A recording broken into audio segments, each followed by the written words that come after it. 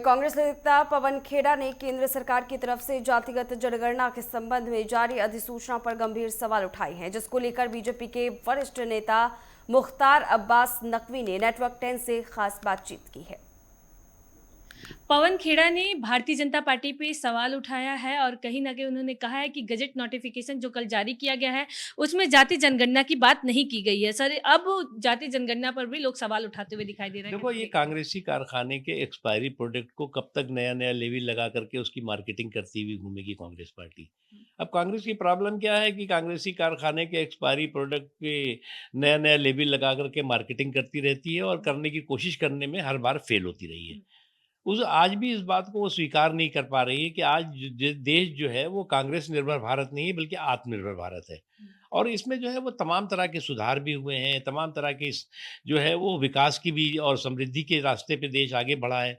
लेकिन आप स्वीकार करने को तैयार नहीं। आप आज भी जो है वो नेहरू जी ने ये किया था तो इंदिरा जी ने ये किया था। आपका अभी भी जो है वो कांग्रेसी कारखाने के एक्सपायरी प्रोडक्ट्स को पर नया नया लेविल लगा करके और दुनिया को बता रहे हो कि ये जितना भी देश में विकास हुआ है वो सब जो है वो कांग्रेस के समय का हुआ है। ये कब तक है? आप आज देश में बदलाव को आप स्वीकार करो, नहीं तो जनता आपको इसी तरह अस्वीकार करती रहेगी। सर, जिस प्रकार से पीएम नरेंद्र मोदी को सम्मानित किया गया, इस पे क्या कुछ आपकी सोच है? देखिए, भारत जो है वो हमेशा विस्तारवाद के खिलाफ रहा है और निश्चित तौर से बुद्ध की धरती से हमेशा युद्ध का विरोध रहा है। युद्ध के हम समर्थक नहीं रहे, लेकिन हाँ, आतंकवाद और आतंकवाद के आकाओं को का खात्मा होना चाहिए। उनको अलग थलग करना चाहिए और आतंकवाद केवल भारत ही नहीं बल्कि पूरी दुनिया के लिए खतरा है। इस बात को मोदी जी ने हमेशा कहा है और इस बात को पूरी दुनिया ने स्वीकारा भी है और उसका सम्मान भी किया है। सर, वहीं बिहार के चुनाव के साथ-साथ 2027 में जो यूपी का चुनाव होने वाला है, इसमें अब जो सपा के प्रमुख अखिलेश यादव अल्पसंख्यक के साथ बैठक की, उन्होंने कहा कि हम इंडिया गठबंधन के साथ मिलके